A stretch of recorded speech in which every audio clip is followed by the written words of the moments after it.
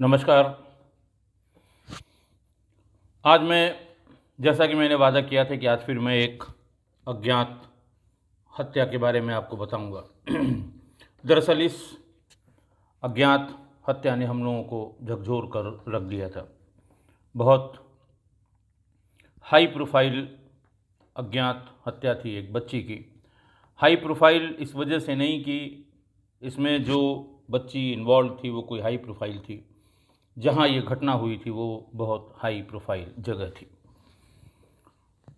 10 फरवरी 2016 को एक बच्ची 17 वर्षीय बच्ची जो इंटरमीडिएट फाइनल ईयर की स्टूडेंट थी, अपना प्रैक्टिकल देने के लिए घर से निकली। घर उसका था जानकीपुरम में। उसके बाद वो शाम तक जब घर नहीं पहुंची थी, उनके पेरेंट्स, उनके माता पिता परेशान हो गए। उन्होंने अपने सभी रिश्तेदारियों में संपर्क किया। चूँकि ये लोग दूसरे जनपद के रहने वाले थे और यहाँ आकर लड़की के पिता एक प्राइवेट कंपनी में कॉन्ट्रैक्टर थे। लड़की का भाई पढ़ा लिखा था। पिता इनके अपने गांव गए, वहाँ लोगों से कोशिश की, प्रयास किया और 13 तारीख तक जब लड़की नहीं मिली तो 13 तारीख को थाना जानकीपुरम में आकर उन्होंने एक गुमशुदगी लिखवाई, एक रिपोर्ट लिखवाई। इसमें आशंका व्यक्त की कि हमारी बेटी को कोई अपहृत करके ले गया है। धारा 364 आईपीसी में ये मुकदमा लिखा गया। तलाश शुरू हुई, बेसिक तलाश उसी तरह से। लड़की है तो कोई संबंध की बात होगी, किससे किससे अवैध संबंध हो सकते हैं।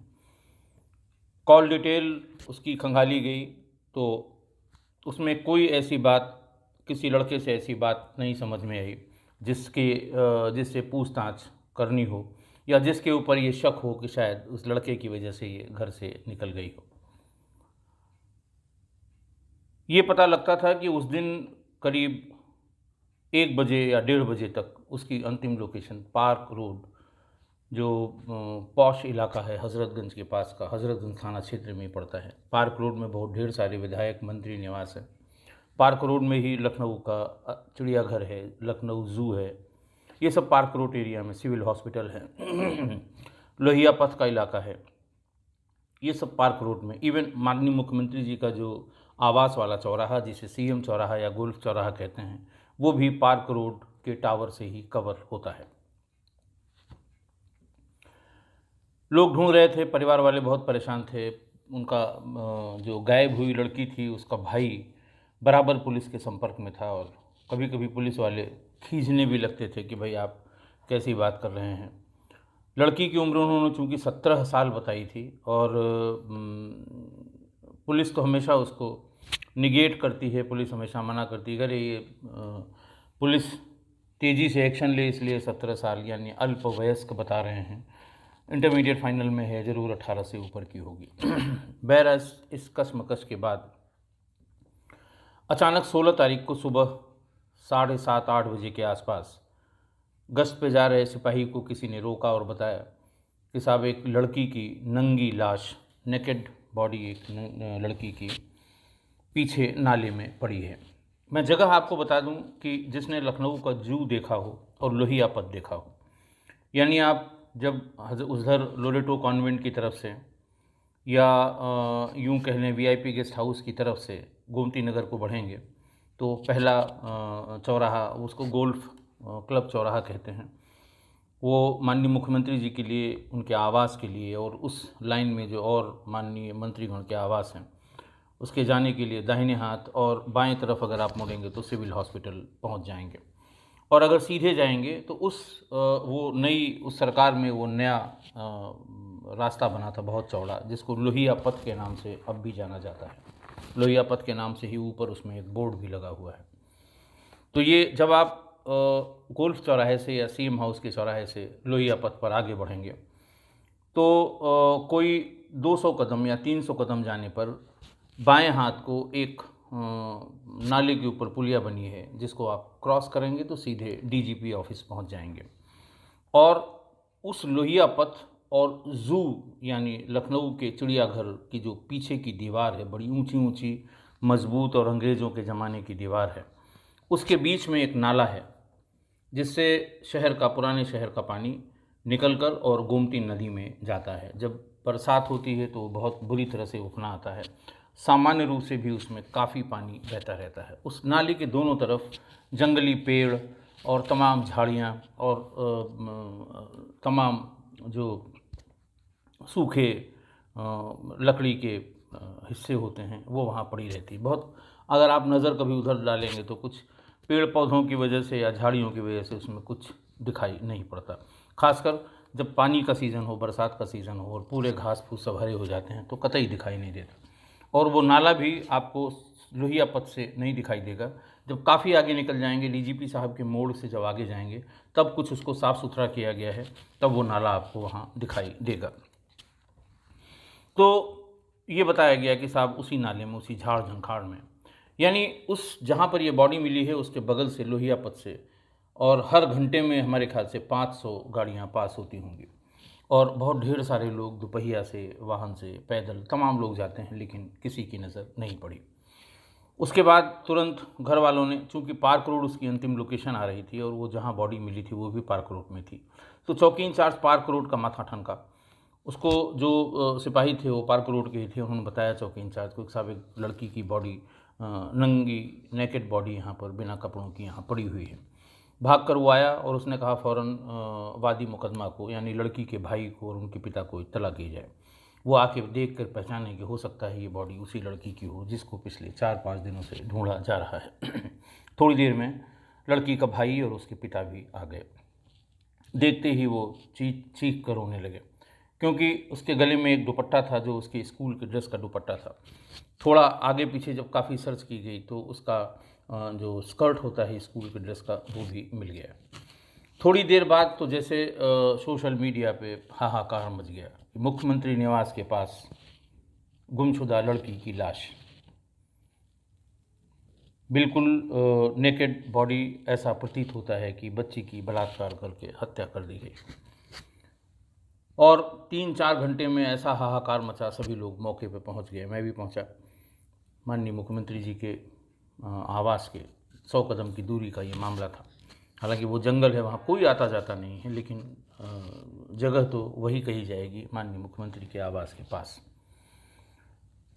फिर वही सब जो होता है, फॉरेंसिक टीम आई, फोटोग्राफी की टीम आई, वीडियोग्राफी की टीम आई, सर्विलांस सेल के सारे लोग आए, क्राइम ब्रांच की पूरी टीम आई, एसपी क्राइम ज्ञान प्रकाश चतुर्वेदी था वो भी भाग के आया वहाँ से, और फिर अपनी अपनी तरह से वहाँ छानबीन शुरू हुई। वो लड़की जानकीपुरम से, उसका स्कूल भी दूसरी तरफ पड़ता है, यहाँ तक आई कैसे, ये सबसे बड़ा प्रश्न था। और फिर उसके साथ क्या हुआ, बॉडी पोस्टमार्टम के लिए तुरंत भेज दी गई। और पोस्टमार्टम होकर शाम को जब उसकी रिपोर्ट रात में मिली तो ये पता लगा कि लड़की के साथ बहुत ही विभत्स बलात्कार हुआ है, और यही नहीं, उसके साथ अननेचुरल सेक्स भी किया गया है, सोडोमी जिसको कहते हैं। और ये जैसे ही बात ये छिपती नहीं है, प्रेस वाले सब अलग अलग तरह के होते हैं, कुछ पोस्टमार्टम हाउस में जमे रहते हैं, कुछ पोस्टमार्टम रिपोर्ट करने वाले डॉक्टर हैं उसको घेर लेते हैं, जानने पहचानने वाला अगर कोई मिल गया। कोई वो रिपोर्ट सील हो के जब जाती है थाने पे तो उसके पीछे पीछे चल देता है क्या लिखा हुआ है। खैर शाम तक ये पता लग गया कि लड़की के साथ बलात्कार हुआ। और वैसे भी लग रहा था, हम लोग जब देखने गए थे तो शरीर पर उसके कोई वस्त्र नहीं थे, गले में एक फंदा सा था नीले रंग का जो उसका दुपट्टा था स्कूली ड्रेस का। फ़ौरन पहला काम किया गया कि 16 तारीख को ही शाम तक जब पोस्टमार्टम की रिपोर्ट आई तो धारा 302 जो हत्या की धारा है, 201 साक्ष्य को छिपाने का, 404, 411, 376 यानी बलात्कार, और 3/4 पॉक्सो एक्ट, अबोध बालक बालिकाओं के साथ किए गए यौन अत्याचार अधिनियम से संबंधित ये धाराएं बढ़ा दी गई। आप समझ सकते हैं कि इस तरह की हत्या के बाद जो दबाव होता है वो किस तरह का होगा। बार बार मैं हर बार आप लोगों को इस तरह की सिचुएशन आने पर कितना प्रेशर होता है इसके बारे में बता चुका हूँ। और जब समाचार ये लिखा जाए कि मुख्यमंत्री आवास के पास लड़की की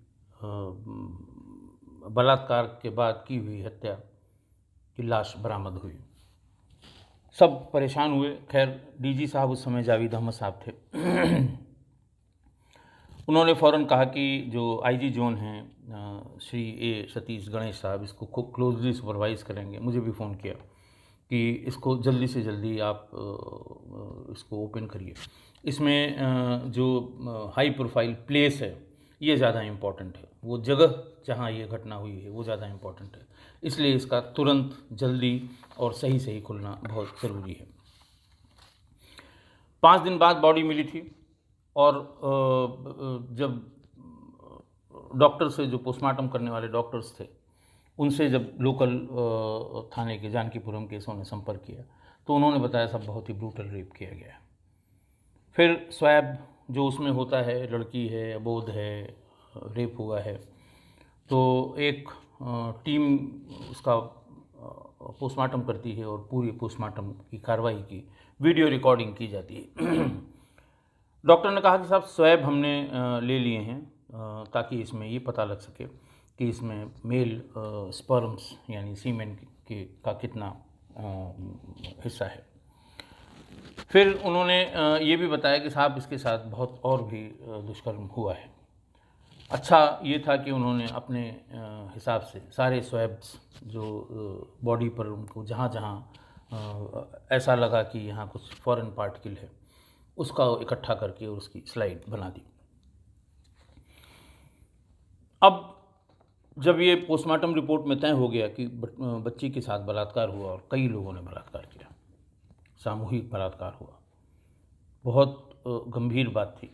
शाम को सतीश गणेश साहब ने सबको इकट्ठा किया, आईओ को, क्राइम ब्रांच को, मैं भी गया, सारे लोग गए और ये कहा गया कि भाई सबसे पहले तो हम ये पता करें कि यहाँ कौन है। जो आप ट्रेडिशनल पुलिसिंग जो चाहती है वो पता करते रहिए, लेकिन ऐसा लगता है कि ये पोस्टमार्टम में जो कुछ इन्होंने स्लाइड्स इकट्ठा की हैं वो हमें सही आदमी तक पहुँचा सकती हैं।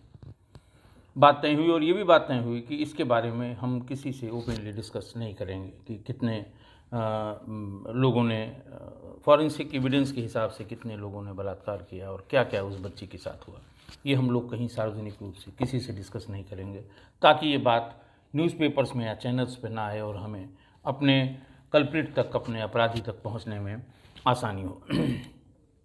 हम और सतीश गणेश साहब, हम दोनों लोग फॉरेंसिक लैब गए क्योंकि स्वैब की जो जांच होती है वो फॉरेंसिक लैब में ही होती है।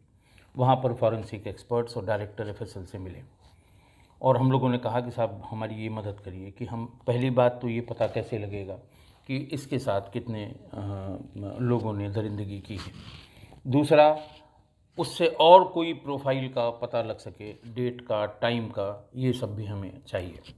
खैर अगले दिन शाम को फिर वहाँ से ये कम्युनिकेट किया गया कि इसमें 7 अलग अलग लोगों के सीमेन स्पेसिमेन मिले हैं जिनके डीएनए अलग अलग हैं।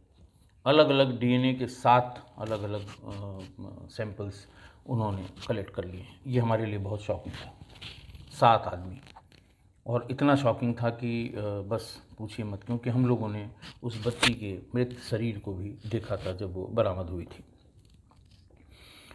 खैर सबसे पहले ये पूछा गया कि बच्ची वहाँ पहुँची कैसे, और अगर वहाँ पहुँच गई तो वो कैसे, कौन हो सकता है। एक बात तय हो गई कि वहाँ न कोई रोड है, न कच्ची रोड है, न पगडंडी है, वहाँ ऐसा कुछ नहीं है कि कोई बाहर का व्यक्ति भूल भटक के वहाँ चला जाए, कहीं निकलने की कोशिश करे। इस पार का आदमी अगर उस पार जू की तरफ जाने के लिए शॉर्टकट जाना चाहेगा तो उसे गंदे नाले से होकर गुजरना पड़ेगा, जो कोई नहीं जाएगा। एक बात, हमारे जो मुखबिर मामूर करने पर मुखबिर जो मामूर किए गए तो उन्होंने बताया कि साहब सुबह शाम यहाँ पर स्मैक पीने आते हैं और कुछ रिक्शे वाले हैं वो सुबह शाम शौच क्रिया के लिए यहाँ आते हैं, और इसके अलावा वहाँ पर दूसरे किसी आदमी के आने जाने की बात प्रकाश में नहीं आई है। न कोई वहाँ दुकान है किसी तरह की, बहुत ही गंदी सी जगह और बहुत झाड़ियों वाली, बहुत पेड़ पौधों वाली जगह है। तो ये बैठ के अगली मीटिंग में ये तय हुआ कि पता करिए कि यहाँ शौच के लिए जो रिक्शे वाले या मज़दूर या जो लोग भी यहाँ आते हैं सुबह शाम, उनको उठाया जाए, उनसे बातचीत की जाए कि कितने लोग या कौन कौन लोग वहाँ उनके जान पहचान वाले शौच के लिए आते हैं।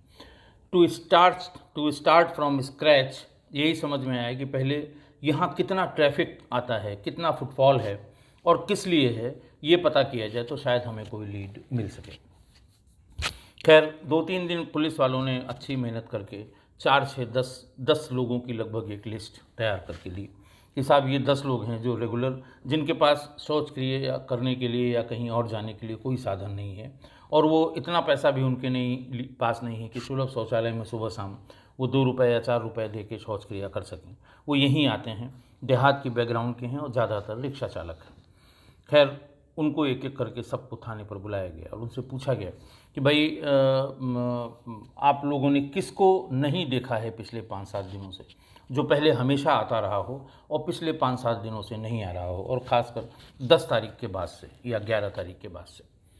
खैर उन लोगों को टाइम लगा, लेकिन धीरे धीरे एक बात निकल के आई कि 2 लोग ऐसे हैं जो एक साथ रहते थे, लखनऊ ज़ू के पीछे वाले गेट के पास पन्नियाँ लगा के रहते थे और रिक्शा चलाने का काम करते हैं।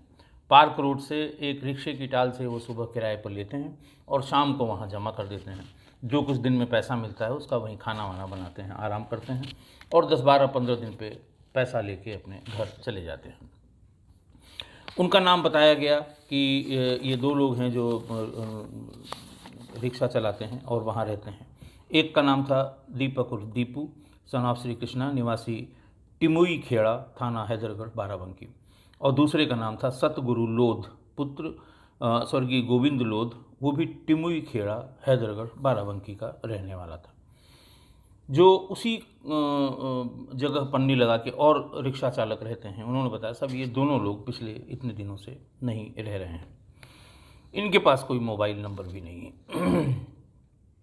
खैर ढूंढते ढूंढते ये जहाँ से रिक्शा अपना किराए पर लेते हैं, थोड़ा समय लगा 24 घंटे का, लेकिन कहाँ से ये रिक्शा किराए पर लेते हैं और कहाँ जमा करते हैं, वहाँ से इनके बारे में जानकारी की गई।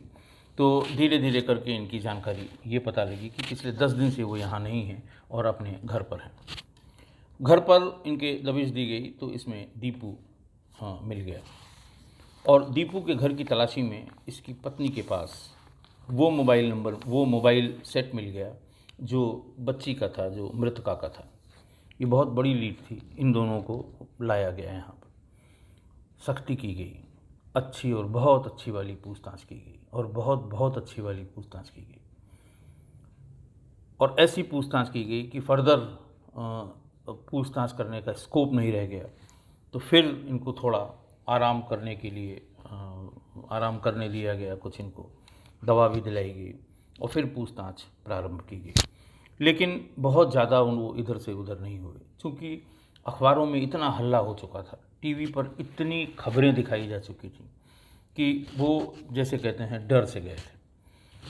मोबाइल की बात आने पर उसने ये बताया कि साहब 16 तारीख की सुबह जब हम शौच के लिए गए तो एक यूकलिप्टस के पेड़ पर एक नेकेड बॉडी नई बच्ची की लटकी हुई थी और जब मैं डरा, फिर मैं उसके पास गया तो वहीं एक मोबाइल गिरा हुआ था जो मैंने लाके अपनी पत्नी को दे दिया था। इसके बाद वो कुछ बताने को तैयार नहीं था। उसको लेके हम लोग गए तो यूकलिप्टस के पेड़ पर जिस टहनी में बंधा होना वो बता रहा था, वो टहनी थी वहाँ पर और उसमें जो दुपट्टे को खींचते समय जो नीले दुपट्टे के रेशे थे वो भी मौजूद थे, यानी वो बात सही बता रहा था। अब हमारे सामने ये संकट था कि ये, और इसके आगे फिर वो एकदम चुप हो जाता था, बोलता नहीं था। सदगुरु तब तक हमें मिला नहीं था। तो हमारे पास संकट ये था कि ये भी था कि रिक्शा वाला है, अगर इस तरह के गंभीर अपराध में इसको गलत भेज दिया गया तो वो भी ठीक नहीं होगा और फिर पुलिस की बहुत छीछालेदर होगी। तो खैर फिर उनसे संपर्क, हम और सतीश गणेश साहब दोनों लोग वहाँ FSL के डायरेक्टर के पास गए और उनसे रिक्वेस्ट की कि सीन का रिक्रिएशन, क्राइम सीन का रिक्रिएशन करना है कि लड़की का एक पुतला उसमें लाया जाता है, फिर आदमी का पुतला लाया जाता है, फिर उसको उसी तरह टांगा जाता है, फिर उसके बाद वो जहाँ मिली है वहाँ तक कैसे किस रास्ते से गई होगी, उसको कितने लोग ले जा सकते हैं, ये सारी चीज़ें वहाँ लाई जाती हैं। तो जब ये पुतला एक लड़की का बना के कहाँ उसके साथ रेप हुआ होगा, कैसे कैसे वो किधर से निकली होगी, तो ये सब जब रिक्रिएट किया जा रहा था तो अचानक बहुत ढेर सारे टीवी चैनल्स की ओबी वैन वहाँ खड़ी हो गई। जैसा आप जानते हैं तमाम और अपराध में इस तरह से ओबी वैन खड़ी हो गई और मजमा लग गया। मेन रोड है लोहिया पथ, शहर के पुराने और नए शहर के को जोड़ने वाला वो रोड है।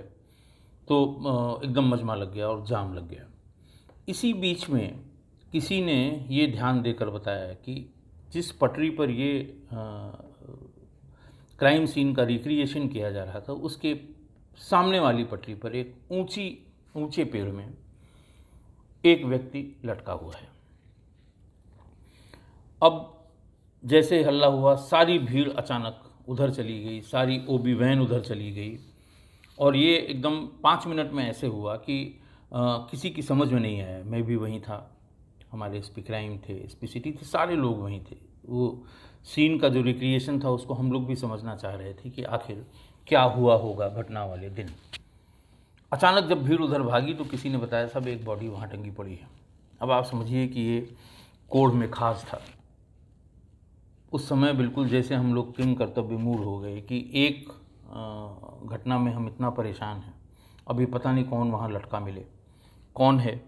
और वो ला मार्टिनियर स्कूल का जो पीछे का हिस्सा है, यानी मार्टिनपुरवा जो गांव है, उसके ठीक आगे लोहिया पथ के उस तरफ, इधर इस बच्ची की लाश जहाँ मिली थी उसके ठीक सामने की तरफ बहुत ऊंचाई पर एक व्यक्ति टंगा हुआ था। अब आप समझ सकते हैं कि सारे कैमरे उधर और वो हल्ला गुल्ला। वहाँ पर चूँकि उस समय सादे में भी हमारे कर्मचारी आए थे, वो जंगल में और भी चीज़ें ढूंढने के लिए उस नाले में इसकी बच्ची के कपड़े या इसके जूते या और कोई चीज़ ऐसी मिल जाए जो हमें थोड़ा आगे तक बढ़ा सके, ये लोग भी वहाँ पहुँचे। वहीं जो अफवाहें होती हैं, जो चुटकी लेने वाले लोग होते हैं, मज़ा लेने वाले लोग होते हैं, किसी ने कहा कि ये मैं पहचान गया, ये उस दिन बॉडी देखने आया था। लोगों ने कहा अच्छा, हाँ आया था, कह के वो निकल गए।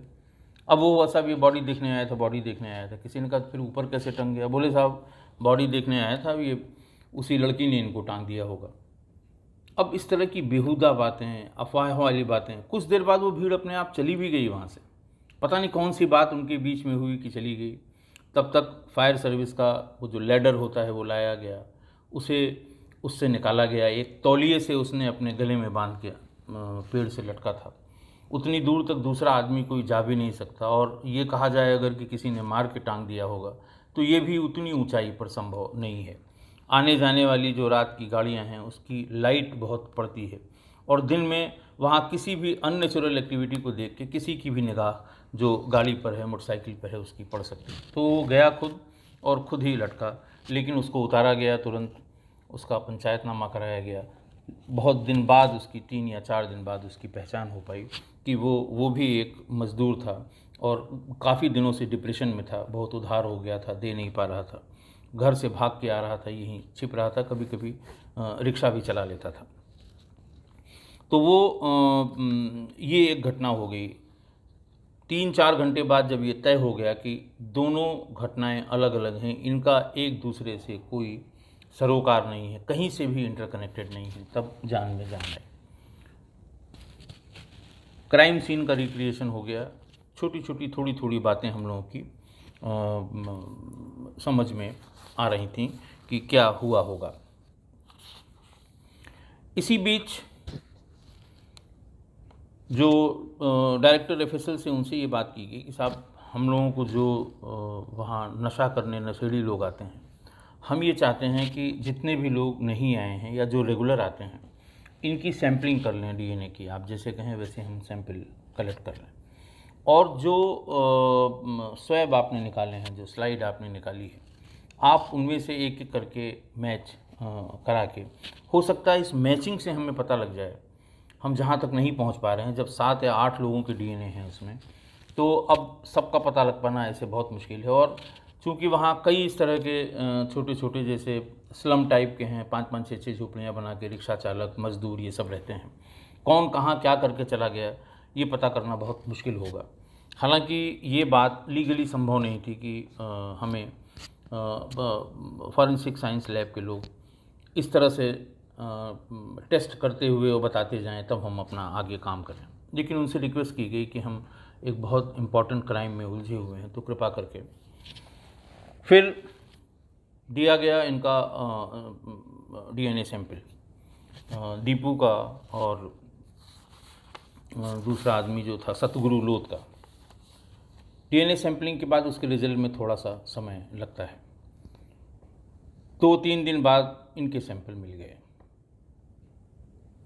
जब इनके सैंपल मिल गए तो फिर धीरे धीरे बात आगे बढ़ी।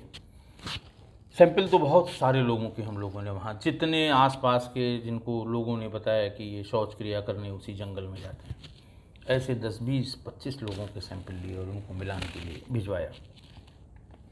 2 और लोगों के सैंपल हमें पॉजिटिव यानी मैच कर गए उस बच्ची के ऊपर से निकाले गए स्वैब से।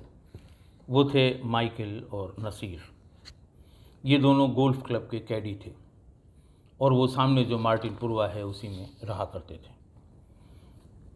उस दिन जब ये मैच कर गया, उनसे पूछा गया कि आप लोग 10 तारीख को कहाँ थे। बोले साहब हम लोग ड्यूटी में थे, गोल्फ क्लब में हम ड्यूटी करते हैं, जो लोग आते हैं गोल्फ खेलने के लिए उनके कैडी हैं हम। वो इस तरह से बता रहे थे और फिर तमाम सिफारिशें करे, साहब ये तो कैडी हैं, इनसे क्या मतलब है।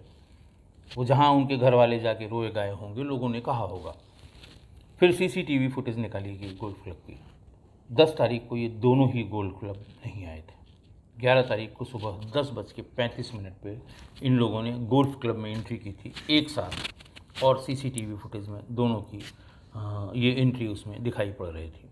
शक बिल्कुल पुख्ता हो गया कि 10 तारीख को ये नहीं थे और 11 तारीख को ये पहुंच गए वहाँ तक। उनसे पूछना शुरू हुई।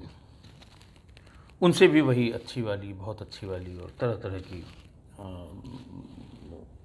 पूछताछ शुरू की गई। बहुत ज़्यादा वो लोग भी आगे पीछे नहीं हुए। इतना बताया कि हाँ साहब हम लोग स्मैक पीने के लिए। उन्होंने ये बताया कि साहब चूँकि वहाँ पर गोल्फ खेलने वाला जो आदमी है या गोल्फ खेलने वाला जो प्लेयर है, ये सब अभिजात्य वर्ग के होते हैं, तो वो जाते समय वो या उनके गेस्ट टिप दे जाते हैं। और ये टिप जो है वो 500 से कम की नहीं होती, 500 से 1000 के बीच में होती है। और हर दिन कोई ना कोई टिप दे देता है और शाम को ये महंगा नशा करते हैं। ये स्मैक खरीद के ले आते हैं, ये गांजा, सुल्फा एक वहाँ पर लोकल चलता है, ये सब नशा करने के आदी थे ये दोनों।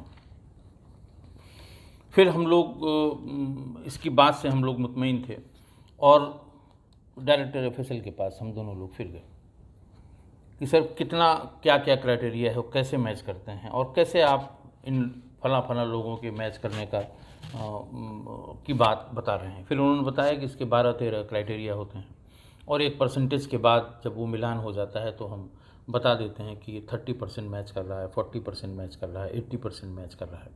उससे ये कंक्लूज़न निकाला जाता है कि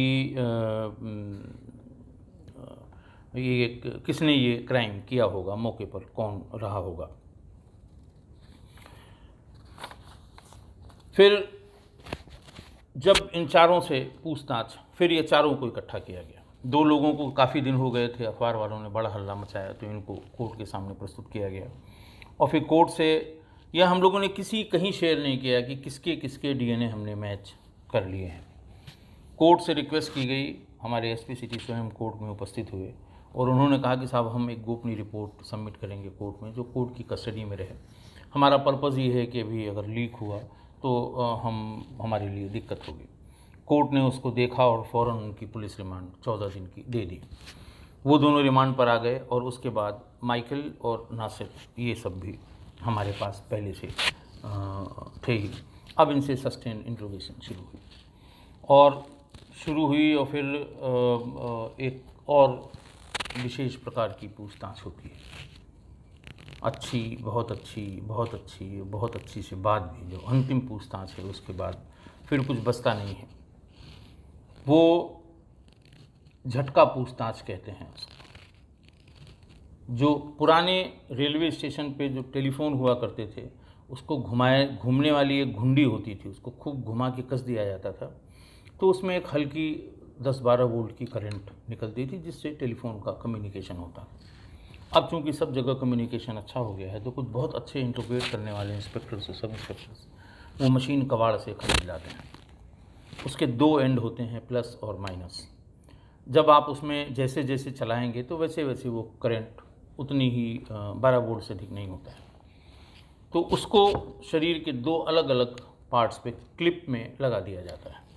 हालांकि ये मानवाधिकारों का उल्लंघन है, नहीं करना चाहिए, लेकिन कभी कभी पूछताछ करने के लिए, और ये शायद 3rd डिग्री के कैटेगरी में भी आता है, लेकिन इसका किसी भी मेडिकल में कोई भी अनलेस एंड अनटिल जिसके साथ ये प्रयोग किया गया हो, उसके सिवा किसी भी मेडिकल इंक्वायरी में, किसी भी मेडिकल में ये डिटेक्ट नहीं किया जा सकता, क्योंकि 12-13 वोल्ट का करंट इससे मरने वाला कोई नहीं है, लेकिन उससे एक साइकोलॉजिकल इफेक्ट पड़ता है। जब ये बिल्कुल नहीं बोल रहे थे तो हमारे किसी विशेषज्ञ पुलिस वाले ने इसने कहा, साहब ये झटका पूछताछ बहुत ज़रूरी है, ये ऐसे नहीं बताएंगे। और आधे घंटे की झटका पूछताछ के बाद पूरी तस्वीर क्लियर हो गई, पूरी तस्वीर साफ हो गई। घटना वाले दिन ये लड़की प्रैक्टिकल देने के लिए अपने घर से चली, इसे देना नहीं था। बाहर के जनपद से आके घर वाले बसे थे, बच्ची को अच्छी शिक्षा इसलिए देना चाहते थे कि अच्छी शादी हो जाए। यूपी बोर्ड की पढ़ने वाली लड़की को यहाँ लाकर 11th में CBSE में उसका एडमिशन करा दिया गया। एकदम ठेठ हिंदी स्कूल की बच्ची को अगर आप इंग्लिश स्कूल में तुरंत डाल देंगे और उससे अच्छे रिजल्ट की अपेक्षा करेंगे तो बड़ा नेचुरल है उस पर मानसिक दबाव होगा। वो तय करके चली थी कि हमें एग्ज़ाम नहीं देना है। वहाँ से वो स्कूल की तरफ गई ही नहीं। वो वहाँ से साइकिल पे चूँकि थी, साइकिल पे थी, अपने स्कूल ड्रेस में थी, पीछे बैग उसका लगा हुआ था जिसमें एग्ज़ाम के पहले पढ़ने वाले कागज़, कापी, किताब थे। 3 CCTV फुटेज में वो दिखाई पड़ी थी। एक तो CM आवास वाले चौराहा, जिसको गोल्फ चौराहा करते हैं, उसमें करीबन 11 बजे के आसपास वो लोहिया पथ से उस तरफ जाती हुई दिखाई दी। उसके पहले सिविल हॉस्पिटल वाले चौराहे पर वो दिखी। उसके भी पहले वो नेशनल PG कॉलेज के सामने एक आरिफ होटल है, उसके बाहर एक CCTV लगा हुआ है, उसमें वो दिखाई पड़ी है। साइकिल से वो तेज़ी से चलती जा रही है, ऐसा लग रहा था कि वो साइकिल से समय पास करने के लिए घूम रही थी। लेकिन 11:30 के बाद से वो शहर के किसी CCTV में नहीं मिली। इसका मतलब ये वो टाइम था कि उसके बाद वो संभवतः वहीं पहुंच गई जहां उसकी लाश मिली थी। जिन लोगों को जगह का आइडिया नहीं है, लोहिया पथ से जब आप आगे बढ़ेंगे गोमती नगर, गोमती ब्रिज की तरफ, तो करीब 100 कदम आगे जाने के बाद बाएं हाथ को DG ऑफिस जाने का रास्ता है, जो एक नाले के ऊपर जो पुल बना है उसके ऊपर से होके जाता है। उससे करीबन 50 कदम पहले जो लोहिया पथ की रेलिंग बनी है, वहाँ पर रेलिंग नहीं है, खाली है उतनी जगह, और उसी से बिल्कुल सटा हुआ एक पुराना खंडहर मंदिर है, जिसमें ऊपर मंदिर का हिस्सा दिखाई देता है, नीचे का हिस्सा नहीं दिखाई देता। नीचे एक खुला कमरा है बना हुआ, और उसी के ठीक सामने 2-3 नीम के पेड़ हैं, जिसके पास एक हैंडपम्प भी लगा हुआ है। वो जगह, अगर कोई वहाँ पुजारी, ऐसा नहीं लग रहा था कोई पुजारी रहता है, लेकिन कोई वहाँ नसीड़ी वसीड़ी आया करते होंगे, तो हो सकता है कभी कभार उसमें झाड़ू लग जाती है उस कमरे में। लेकिन जितनी वहाँ पर पुड़िया, सिगरेट, बीड़ी, शराब की बोतलें, ये सब चीज़ें जो पड़ी हुई थी, उससे ये लगता था कि ये नशेड़ियों का अड्डा है। लड़की की साइकिल वहाँ पर रेलिंग के पास, रेलिंग से टिका के, जहाँ पे रेलिंग से, जहाँ रेलिंग खुली हुई थी, नीचे जाने का, मंदिर जाने का रास्ता था, उसके पास वो लड़की की साइकिल, और साइकिल लगी हुई सिर्फ देखी गई थी। लड़की बैग लेके नीचे उतर गई। ऐसा लगता है कि समय नहीं कट रहा होगा, तो वो जाके वहाँ, या थक गई लगातार साइकिल चलाते चलाते 2.5-3 घंटे, वहाँ वो आराम कर रही होगी। अब उसकी मन स्थिति क्या थी या क्या हुआ होगा ये पता नहीं, लेकिन जो अंदाज़ा हम लोगों को है कि जब वो देर हो गई होगी तो उसे डर लगने लगा होगा कि अगर अब घर जाएंगे तो घर वाले मुझसे पूछताछ करेंगे कि कहाँ रह गई थी। वो धीरे धीरे नीचे उतर गई। जब प्यास लगी होगी तो हैंडपम्प से पानी पिया होगा। और जब शाम हुई तो नेचुरल कॉल के लिए, क्योंकि वो ऐसी खुली हुई जंगली जगह है कि कोई भी बच्ची वहाँ पर खुले में कोई नेचर्स कॉल को आंसर करने नहीं जाएगी। संभवतः वो जब अंधेरा सा हो गया तो वहाँ से वो उस नाले के किनारे किनारे किसी जगह की तलाश में गई होगी। और वहीं पर माइकल स्मैक पी रहा था। बात करीब 6:30, क्योंकि जनवरी फरवरी का महीना था। 6 साढ़े 6 बजे बिल्कुल अंधेरा हो जाता है। माइकल स्मैक, नशा उसको चढ़ चुका था। उसकी निगाह एक लड़की पे जो स्कूल ड्रेस में थी उस पर पड़ी। जैसे ही वो जगह ढूंढते ढूंढते पास आई, उसने उसको पकड़ लिया और उससे कहा कि तुम स्कूल से भाग के आई हो, पिताजी का अपने नंबर बताओ, पापा का नंबर बताओ, मैं भी बुलाता हूँ। वो रोने लगी। उसने पापा का नंबर नहीं बताया। फिर उसको बिठाया उसने, और फिर थोड़ी बहुत पूछताछ के बहाने उसने उसके साथ छेड़छाड़ शुरू कर दी। फिर छेड़खानी के बाद, नशे में था ही, उसने उसका बलात्कार किया। थोड़ी देर में ही, करीब आधे पौन घंटे बाद, नासिर भी अपने काम से छूट के स्मैक की पुड़िया लिए हुए वहीं नशा करने के लिए आ गया। नासिर ने जब देखा कि माइकल ये सब कर रहा है, तो उसने भी उस बच्ची के साथ बलात्कार किया। सुबह 4 बजे उन्हें यह एहसास हुआ कि शायद बच्ची मर गई। उन्होंने उस समय तक उसके शरीर पर कोई कपड़ा बचा नहीं था। उस समय दोनों ने उसको पास के यूकलिप्टस के पेड़ में उसके दुपट्टे से किसी तरह से बांध दिया और पैर उसके नीचे टिके हुए थे और वहाँ से भाग खड़े हुए। सुबह 5:30-6 बजे के आसपास दीपू वहाँ शौच के लिए आया। जैसा उसने पहले ही बताया था कि हमने 11 तारीख को ही बॉडी देख ली थी और मोबाइल फ़ोन उसका लेके आया था। पहले तो वो एक लड़की की ऐसी हालत में बॉडी टंगी हुई देख के डरा, लेकिन नज़दीक गया।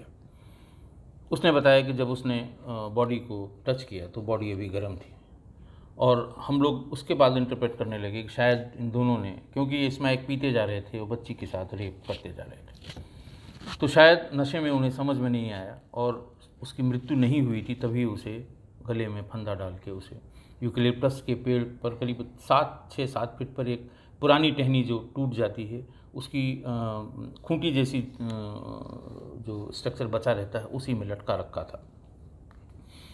दीपू ने सुबह देखा कि अंधेरा है। टॉर्च की रोशनी में उसने उसे उतारा। वहीं नीचे ज़मीन पर गंदी सी जगह है जो नाले के बगल की, वहाँ उसे लिटाया और उसके साथ रेप किया। शाम को सतगुरु और माता प्रसाद भी वहाँ नशा करने रेगुलर आते थे, वो भी आए। उन्होंने भी नोटिस किया कि अरे, एक तो ये लड़की और बिल्कुल नेकेड यहाँ पड़ी हुई है। पास में गए, लेकिन तब तक वो उसकी डेथ हो चुकी थी। लेकिन ये दोनों भी नशे में, जब इन्होंने नशा बिल्कुल नशे से बिल्कुल टंच हो गए, तो उस बॉडी को, चूँकि वो थोड़ा ऊंचाई पर थी बॉडी, आने जाने वाहनों की जो लाइट थी कभी कभार उस पर पड़ रही थी, तो उनको लगा कि हाँ, हम किसी की निगाह पड़ गई तो हम देख लिए जाएंगे। दोनों ने बॉडी को उठाया और थोड़ा और नीचे जाके, जहाँ नाले का पानी बहता है उसके किनारे, जहाँ थोड़ा उनको ऐसा लगा कि हाँ, आने जाने वाले वाहनों की लाइट नहीं पड़ रही, वहाँ एक एक करके उस शव के साथ बलात्कार किया और फिर वहाँ से चले गए। ये सिलसिला 10 तारीख को उस बच्ची के साथ रात में उन लोगों ने किया था, और ये विभत्स कार्य, और ये सिलसिला 13 की रात तक चलता रहा, जब तक कि बॉडी में से बदबू नहीं आने लगी। बॉडी में से बदबू जब आने लगी, तब उसके बाद इन लोगों ने उसके पास जाना मुनासिब नहीं समझा, और फिर 16 तारीख की सुबह ये बॉडी वहाँ पर मिल गई। उसके बाद कैसे कैसे हम लोग वहाँ तक पहुँचे। फॉरेंसिक एविडेंस के साथ इन चारों को 16 को इन लोगों को, इन सारे एविडेंस के बाद सभी को जेल भेज दिया गया, और ट्रायल, ये भी रिक्वेस्ट की गई थी इसका समरी ट्रायल कराया जाए, फास्ट ट्रैक कोर्ट में कराया जाए। उसके बाद इसका क्या हुआ मुझे बहुत नहीं पता, लेकिन अगर आप इस विभत्स इंसिडेंट को देखेंगे तो नेट पे ये सर्च करेंगे, मिल जाएगा आपको। इस पर बहुत बड़े बड़े आर्टिकल आपको मिल जाएंगे। Girl found dead near Uttar Pradesh CM south, raped by 21 men। एक तो ये खबर मिलेगी, आप सर्च करिएगा अगर गूगल पे तो। दूसरी मिलेगी, body of raped tin found near CM's residence. एक 22 अप्रैल, पहले वाला 22 अप्रैल का ये लेख है, और दूसरे वाला 16 फरवरी 2016 का है। आज इस विभत्स, अज्ञात बलात्कार और हत्या की घटना के बाद कुछ बचता नहीं है आपको बताने के लिए। कल मैं इसी तरह की एक और अज्ञात हत्या के साथ के बारे में आपको बताऊंगा। बहुत बहुत धन्यवाद।